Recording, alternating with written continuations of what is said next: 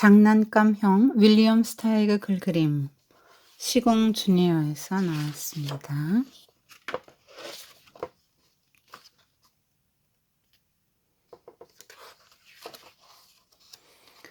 마그누스 베데시는 유명한 연금술사입니다.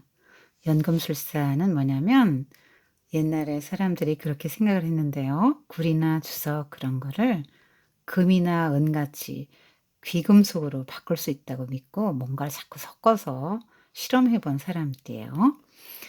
베데시의 아내인 유틸다 부인은 느긋해서 그다지 걱정거리가 없는 사람이었고요. 이들 부부는 가족들이 서로를 아끼며 잘 지내고 있다고 믿었습니다. 하지만 큰아들 요릭은 어린 동생 찰스를 달가워하지 않았어요. 그저 바보 같은 짓이나 일삼는 골칫덩어리로 여겼죠. 베데시가 요릭에게 연금술을 가르친 게 잘못이었죠. 요릭은 아버지보다 더 훌륭한 연금술사가 되기를 꿈꾸었거든요. 늙어 빠진 당나귀의 똥덩어리를 황금덩어리로 만들 수 있다면 요릭은 이런 기적을 꼭 이루고 싶었어요. 철수로 말할 것 같으면 닭들을 쫓아다니고 개미집을 쑤셔대며 놀기를 좋아했어요. 염소와 말다툼을 벌이기도 했고요. 찰스는 자기와 놀아주지 않고 이따금 꿀밤이나 먹이는 형을 도무지 이해할 수 없었습니다. 5월의 어느 아침이었어요. 베데시 부부는 멀리 떨어진 곳에서 있을 결혼식에 가려고 준비를 하고 있었습니다. 유틸다 부인이 아이들에게 일렀어요. 염소젖을 짜놓고 가축들에게 먹이를 줘야 한다. 마음이 놓이지 않는 듯 베데시도 요릭에게 단단히 일렀어요. 넌 아직 연금술사가 아니라는 점을 잊지 말거라. 절대 실험실에 들어와서는 안 된다. 베데시 부부는 곧 언덕 너머로 사라졌습니다. 적어도 일주일은 걸릴 여행을 떠난 것입니다. 찰스는 요릭이 실험실에 들어갈 수 없게 된 것이 무척 기뻤어요. 이제 형이랑 같이 닭들을 쫓아다녀야지 정말 신날 거야. 찰스는 형이랑 뛰놀 생각에 가슴이 부풀었어요.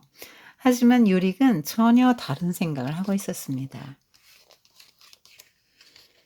찰스는 들판에 나가 무당벌레를 잡고 있었어요. 그때 잡초더미를 헤치며 무엇인가 다가오고 있는 것이 느껴졌습니다. 두더지인가? 찰스가 고개를 갸웃거리자 그것이 소리쳤습니다. 나야, 내 형 요릭이라고. 그것은 정말 요릭이었어요. 요릭이 자기 손가락에 난 홍만큼이나 작아진 거예요. 아, 형 도대체 어떻게 된 거야? 찰스는 너무 놀라 숨이 막혔어요. 내가 어떻게 보이니? 형, 설마 아버지 실험실에 몰래 들어간 건 아니겠지?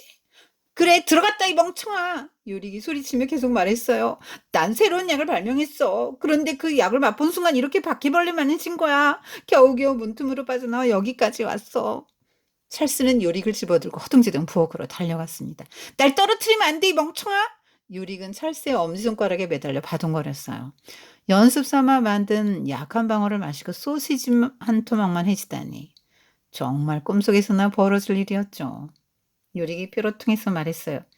그만 좀 쳐다봐. 원래대로 돌아가지 않으면 아버지가 날 죽이실 거야. 네가 날 도와줘야 해. 찰스가 요릭을 달래며 말했어요. 알았어, 꼬맹이 형. 아버지가 돌아오시려면 아직도 멀었다고. 어쨌든 그동안 형이 살 집부터 만들어야겠어. 찰스의 말에 요릭은 마음이 급해졌어요. 뭐? 실험실은 어떻게 하고? 그렇게 너무 보채지 마. 찰스는 흥얼흥얼 콧노래를 부르며 요릭의 집을 만들기 시작했습니다. 찰스는 이 일이 무척 마음에 들었어요. 드디어 요릭이 새로 만든 집의 창밖으로 머리를 쏙 내밀었습니다.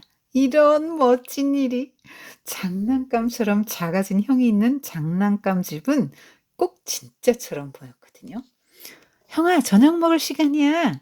찰스는 빵 부스러기 3개와 치즈 한 숟가락을 내놓았습니다.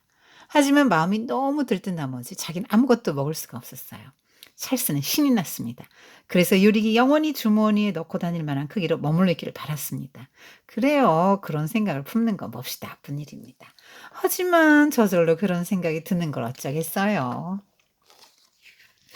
형에게 신선한 공기를 마시게 해야지. 아침이 되자 찰스는 요릭을 데리고 산책을 나갔어요. 갑자기 하늘이 깜깜해지고 바람이 세차게 불어왔습니다. 그리고 체리만큼이나 커다란 우박이 우르르 떨어져 내렸어요. 요릭에게는 대포알이나 다름없었죠. 요릭이 울부짖었어요. 살려줘! 비로소 찰스는 깨달았습니다. 장난감만한 형이 언제라도 위험에 빠질 수 있다는 것을요. 유릭은 당나귀에게 짓밟힐 수도 있고 실수로 엄마 발에 밟힐 수도 있어요. 우유통에 빠져 죽을 수도 있고 아무것도 모르는 고양이에게 잡아먹힐 수도 있습니다. 또 양파를 캐는 들쥐 때문에 다칠지도 모르잖아요. 찰스는 형이 제발 아무 탈 없기를 빌었어요. 형이 커져서 자기를 다시 아기처럼 다룬다 해도 좋았어요. 찰스는 유릭을 옷 속에 넣은 다음 서둘러 집으로 돌아왔습니다. 찰스가 유릭의 상처에 약을 발라주며 말했어요. 형을 다시 크게 만들어야겠어. 한번 해보자고.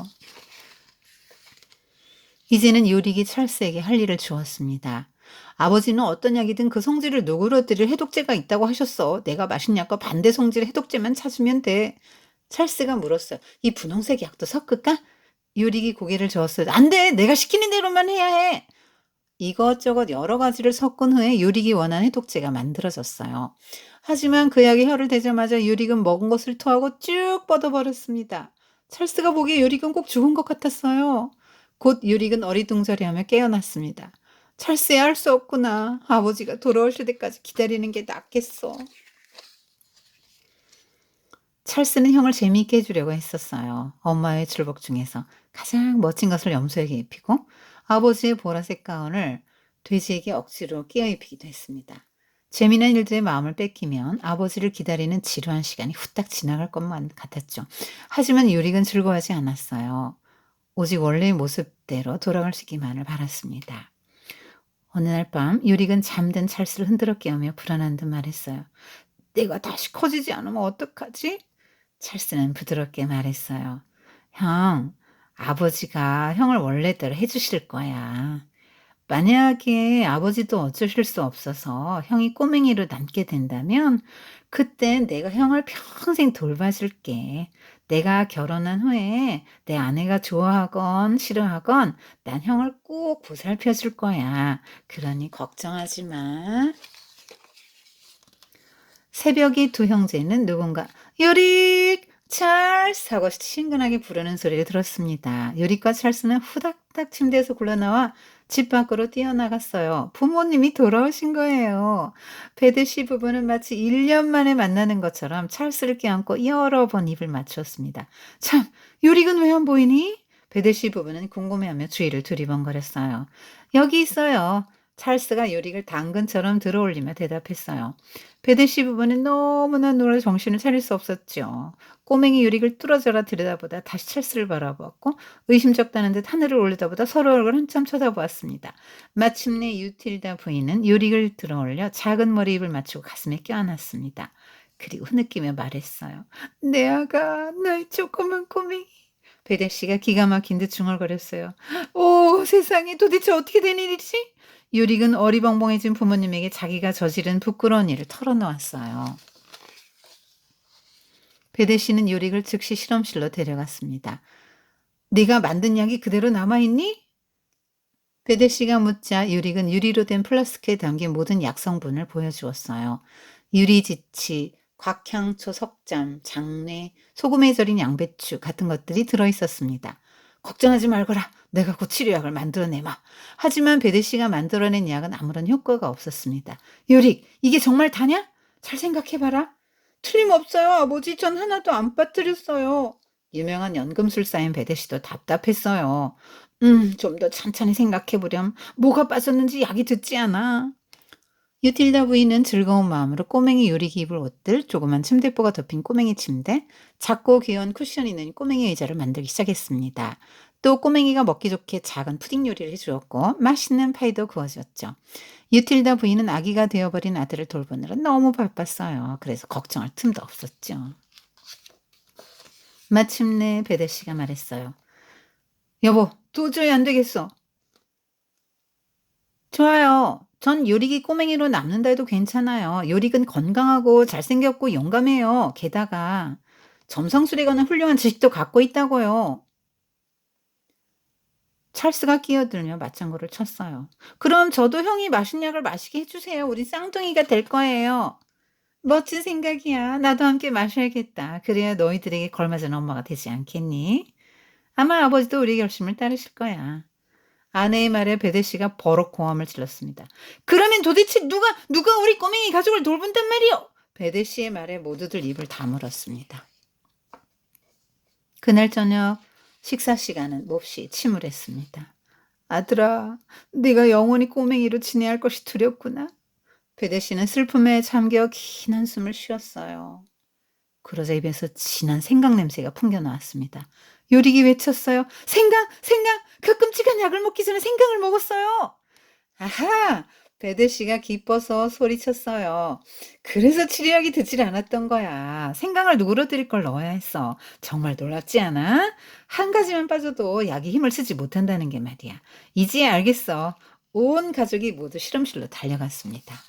그곳에서 정말 현명한 연금술사인 베데 씨는 요릭을 원래 모습으로 되돌리게 만든 약에 치즈를 한 조각 넣었습니다.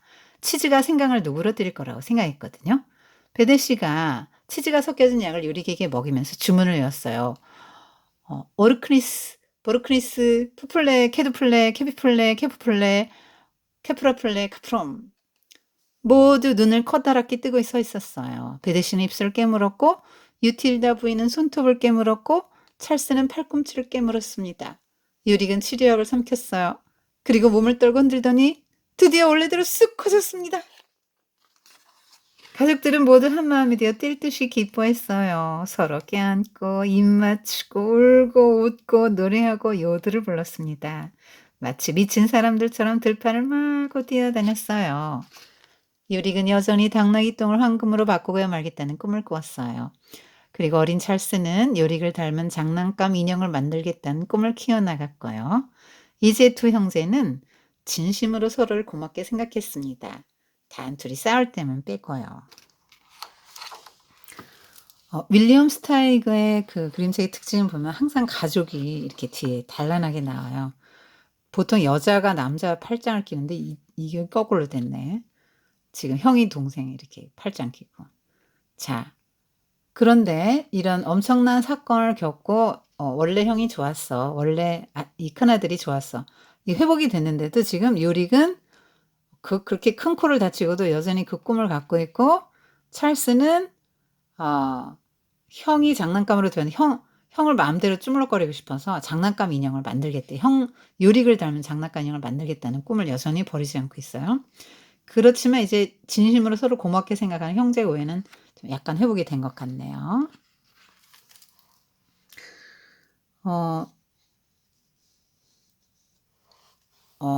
우리 인간의 본성을 조금 볼 수 있는 책인 것 같아요. 인간의 본성. 누구나 갖고 있는 본성이죠. 우리 가족은 행복해. 이렇게 생각하고 있는데 사실은 엄마 아빠가 모르는 사실이 있죠. 예. 가족끼리 모두 다 알고 있는 건 아니죠. 집에서와 또 밖에 나가서 또 다르죠. 그래서 부모님은 항상 자식들에게 속습니다. "우리 애는 잘 자라고 있어." 이렇게 믿지만 잘 자라고 있지 않는 경우 굉장히 많죠. 속을 수 있습니다, 자녀들에게. 자, 지금 연금술사인데 아빠 직업이 지금 표정을 보세요. 얘는 지금 이거 같이 놀자 그러는데 얘는 지금 하고 동생을 사랑하지 않아요. 이렇게 막 달가워하지 않고 귀찮아하지. "아유 바보 같은 지내기서는 골칫덩어리야." 동생을 이렇게 생각하는 하나밖에 없는 동생 이렇게 생각해요. 그러니까 지금 가족 간에도 완벽한 사랑은 어려운 거죠. 왜요? 나한테 귀찮으면 동생도 뭐 나를 귀찮게 "아우 너도 골칫덩어리." 이렇게 되는 거죠. 사람의 인제 이기적인 본성들을 말해 주는 거죠. 이기적인 본성. 나밖에 모르니까 동생이 나한테 유익하면 좋을 텐데 나를 귀찮게 한다 생각하니까 이렇게 싫어하고 동생을. 자, 연금술이라는 자체가 좀 말도 안 되는 건데요. 지금 엉뚱한 상상을 하죠. 당나귀 똥을 어떻게 황금으로 만들겠어요. 그게 뭐 될 법이나 한 소리니까. 근데 이렇게 허황된 생각을 품을 수도 있죠. 사람이기 때문에. 복권을 사고 당첨돼서 막 하루아침에 벼락부자가 되는 꿈을 꾼다거나 또 뭐 그렇게 하여튼 뭐 과학적인 연구를 해도 무엇이 될 수 있다면 정말로 정말로 실험을 했대요. 똥덩어리를 스테이크로 만들었답니다. 근데 이제 그 비용이 너무너무 엄청나서 그 모르고 먹으면 고기인 거예요. 정말로 만들었는데 일본에서 그렇게 만들었다 그럽니다. 근데 너무 비용이 비싸니까 그렇게 상용화 될 수는 없는 거죠. 근데 인간이 하여튼 그런 상상을 하는 존재라는 거예요. 막 형이 안 놀아주니까 동물하고 놀아. 대체한 거죠. 대체했어요. 그리고 형이 동생을 꿀밤 막 먹여주고 그러네. 형을 별로, 형하고 놀면 좋은데, 동생의 소원은 그건데. 근데 이제 어느 날 엄마 아빠가 집을 비웠는데, 얘가 지금 이렇게 창문을 넘어 들어오죠. 이게 뭐야? 창문을 넘어 들어온다는 얘기는 뭐죠? 지금 아빠가 여긴 들어가면 안 돼요. 금기 구역이잖아요. 여기는 안 돼 했는데, 안 돼 한 아빠 말을 어기고 담을 넘어뜨려. 이게 아빠의 금기를 어기는 그 모습이죠. 음. 그러니까 내가 하고 싶은 대로 하는 거예요. 인간의 본성을 말해서 내가 하고 싶은 대로. 아빠가 아무리 아빠의 권위를 인정하지 않아요. 지금 아빠가 아무리 뭐라고 해도 난 내가 하고 싶은 대로 할 거야. 지금 이 모습이 꼭 누구 같아요? 아담과 하와가 하나님이 선악과 따먹지 마. 절대 안 돼. 그거 먹으면 너희들 죽어. 그랬는데 싫어요. 죽어도 괜찮아요. 난 내 맘대로 하고 싶어요. 이러고는 하나님이 하지 말라는 거 한 모습 보여주는 거. 인간의 본성 다 이런 거 있어요. 부모님 말 안 듣기, 거역하기, 하나님 말 안 듣기, 하나님 거역하기. 그런 생각을 하고 산단 말이에요. 이게 지금 인간의 본성을 쭉 드러내줘요. 근데 왜 하필 정말 이 형이 더 커질 수도 있는지 이렇게 작게 이렇게 만들었어요. 정말 무능력하고 무기력하게 만들었잖아요. 근데 이것도 이제 이 아이의 본성을 말해주는 거예요. 형을 내 마음대로 좀 쪼물럭거렸으면 좋겠거든. 지배하고 싶단 말이에요. 아담과 하와가 범죄한 후에 하와에게 내린 형벌 중에 하나가 뭐냐면 너는 남편을 다스리고 싶을 거다. 그런 욕망에 너가 시달리는데 사실은 남편이 너를 다스리기 때문에 너는 그것 때문에 고통을 받게 될 것이다. 이게 뭐냐면 모든 사람들은 상대방을 지배하고 싶어 한다는 말이에요. 부부간에. 남자는 아내를 지배하고 싶어 하고 그게 하나님 세운 질서인데 여자는 여자들이 남자를 지배하고 싶어 해요. 그러니까 엄마 아빠들이 싸우는 거예요. 서로 지배하기 위해서 자기 힘을 말하자면 그것도 힘을 겨루는 거죠. 그래서 그런 욕구에 시달린단 말이에요. 모든 동생들은 어떤 욕구에 시달립니까?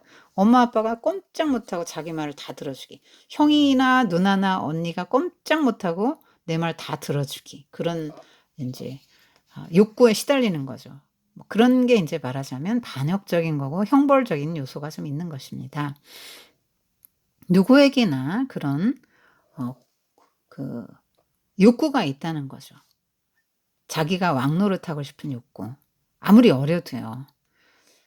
어쨌든 하나님의 형상으로 우리가 지음을 받았기 때문에 하나님은 만왕의 왕이시잖아요. 다스리는 분이시잖아요. 그래서 우리에게도 다스리는 그 하나님의 형상을 속성을 우리에게 주셨기 때문에 되나 안 되나 뭐든지 다스리고 싶다 이 말입니다. 형도 아빠도 뭐 할머니 할아버지도 꼼짝 못했으면 좋겠고 나한테 그냥 하여튼 뭐 친구들도 나한테 꼼짝 못했으면 좋겠고 그런 본성에 시달리게 됩니다. 다 죄입니다. 그 너무 신기하잖아요. 이제 구경합니다. 근데 지금 이렇게 작아졌는데 지금 도움을 요청하는데도 뭐라 합니까? 그래, 들어갔다 이 멍청아. 날 떨어뜨리면 안 돼 이 멍청아. 지금 동생한테 지금 이렇게 말을 씁니다. 지금 얼마나 지금 형은 형대로 권위를 내세우는데 사랑으로 동생을 다스리고 이렇게 보살펴주고 같이 있을 생각을 안 하고 형이라는 권위를 내세우면서 이 멍청아 이러면서 막 이렇게 저렇게 지금 조그만데 지금 동생한테 다 달려있는 상황에서도 지금 막 큰 소리 뻥뻥 칩니다. 자, 이게 이제 권위를 잘못 행사하는 것이죠. 부모님이 그렇잖아요. 부모님이 막 큰 소리만 치면 권위 잘못 행사하는 거죠. 부모님은 이제 사랑으로 돌봐주시잖아요. 사랑으로 돌봐주심으로써 권위가 더 서게 되죠. 보호하고 사랑하고 책임을 다하고 사랑해 줄 때 자녀들은 부모님을 가장 존경하고 사랑하고 권위를 인정해 주지 않겠어요? 억압하는 것보다. 그러니까 힘을 행사하는 인간의 본성. 그러니까 우리 생각에 뭐 부자 뭐 많이 배운 사람은 힘을 행사할 것 같고 막 이렇게 큰 소리 치며 살 것 같은데 사실은 세상에서 못 배운 사람, 가난한 사람, 나름대로 막 그냥 내세울 거 없는 사람도 나름대로 큰 소리 칠 게 많아요. 나는 그래도 내가 그건 없지만 이런 면에선 난 또 뭐 대단하다 생각을 하는 거예요. 그러면서 인제 다른 사람들이 나한테 꼼짝 못하기를 바라죠. 그런 인간의 그 본성들을 좀 보여주고 있고요. 굳이 안 지어도 되는 집을 지어 주고 즐기죠. 이게 지금 동생이 형을 장난감처럼 주물럭거리고 싶은 그 본성을 그대로 또 보여줍니다. 여기도 나오잖아요. "아우 요리기 형 영원히 내 주머니에 넣고 다닐 만큼 이렇게 여기 머물러 있으면 좋겠다." 그냥 그런 생각을 하는데 나쁜 일인 걸 알긴 하는데 그 생각이 든다 이 말이에요. 우리 생각이 이렇게 나쁜 생각들을 많이 하고 죄의 영향을 받는다는 걸 보여주는 거죠. 네. 우리 마음에 선도 있고 악이 있기 때문에 그 악이 우리를 지배할 때는 이런 마음을 갖게 되는 거예요. 이게 하여튼 이런 나쁜 생각들은 내가 한다기보다도 죄가 시키는 거고 악이 시키는 것입니다. 그래서 성경을 보면 사탄이 우리의 마음에 생각을 넣어 준다 이렇게 표현하고 있죠. 가룟 유다 같은 경우도 그 예수를 팔 생각을 넣어 주었더라. 처음에 생각을 넣어 줍니다. 생각을 넣어 줬다가 생각이 점점 커지거든요.